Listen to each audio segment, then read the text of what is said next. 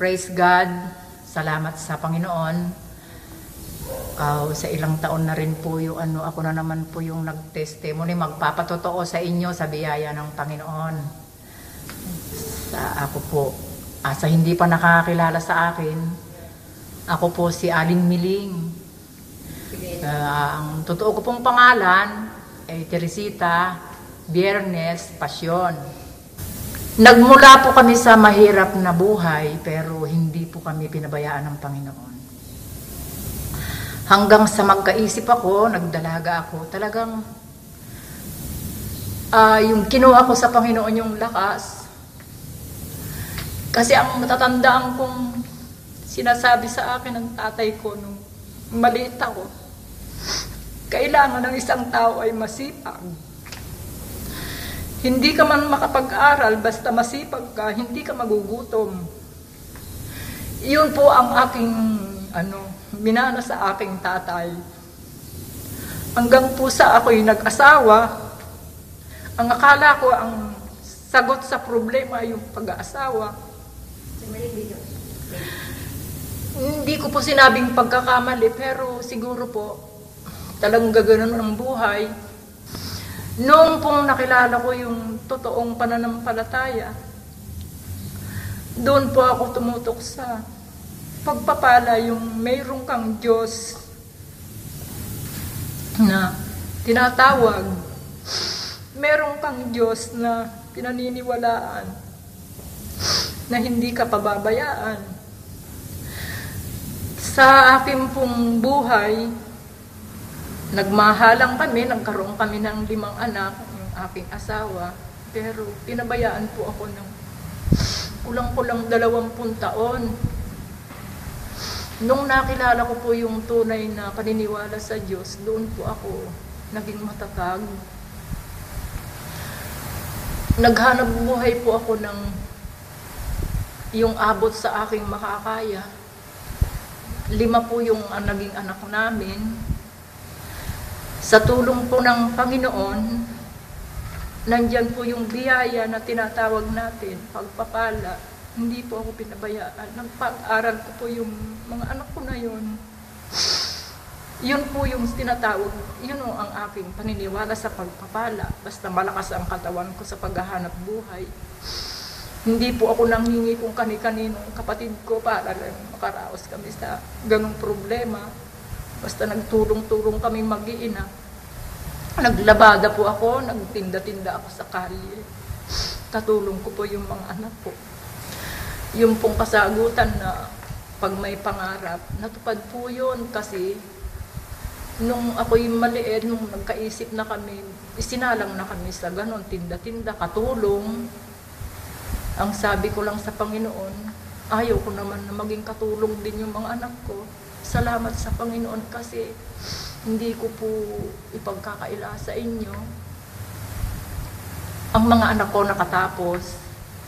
Ayun po, sa ngayon nga, meron akong anak na na-promote sa trabaho sa MRT. Siya po ay senior engineer na. Tapos yung anak ko doon sa Amerika, yung nakapag-asawa nga po ng US Army, yun ay ECE na tinatawag nila, nasa engineering yung aking manugang. Yung anak ko naman po ay nakatapos din, kaya lang ayaw pagtrabahuin ng asawa niyang Amerikano kasi mapapagod daw, gano'n-gano'n.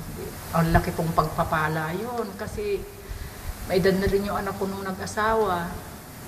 Tapos po yung aking anak na nasa Mindanao, patuloy pa rin yung pagpapala kasi yung pagkwento niya sa totoo, nagpunta sa ng Pasko, nakasama ko sila, nagplitsyon kami, nagkatay ng kambing. Yun ho para sa akin pagpapala na yun kasi noon lang ako nakaranas ng gano'n, salo-salo kami na may lechon. Natutuwa po ako sa mensahe noong December 26 kasi yun na yung panahon, pero ang pinangahawakan ko po yung takdang panahon. Siguro hindi pa rin yung takdang panahon. Sabi ni Pastor sa kanyang mensahe, panahon na, pero bakit hindi siya lumalapit sa akin? Sabi ko ganon, pero pinangawakan ko yung may takdang panahon. Ngayon po, yung pagpapala na yan, hindi lang po sa akin yung bibigay ng Diyos para din po yun sa atin lahat. Basta itiwala ka sa Panginoon. Hanggang ngayon, kasi eto na naman, sabi sa akin ng isang anak ko, isang pirma na lang, bisor na naman daw siya, hindi ba ho pagpapala rin yung kaya tuwan-tuwa po ako sa buhay namin na kahit nagpabaya yung aking kapatner na binigay ng Diyos, pero ang Diyos hindi niya ako pinabayaan. Ganun po hanggang sa ngayon ang mga taong nagtiwala sa akin, nandyan pa rin sila kasama ko, nandyan yung tiwala nila sa akin. Kaya salamat sa Panginoon. At kasama ko yung ibang anak ko kahit malayo yung dalawa. Meron pa akong pagpapala pa yung inalagaan kong pamangking ko. Okay din yung business, natutuwa ako kasi kahit na pinalaki ko siya, pinabayaan ng magulang. Tuwan-tuwa po kasi maganda yung kanilang buhay. Ito lang po ang aking masasabi sa inyo, ang pagpapala ng Diyos ay antay-antayin nyo lang po kung naiinip kayo.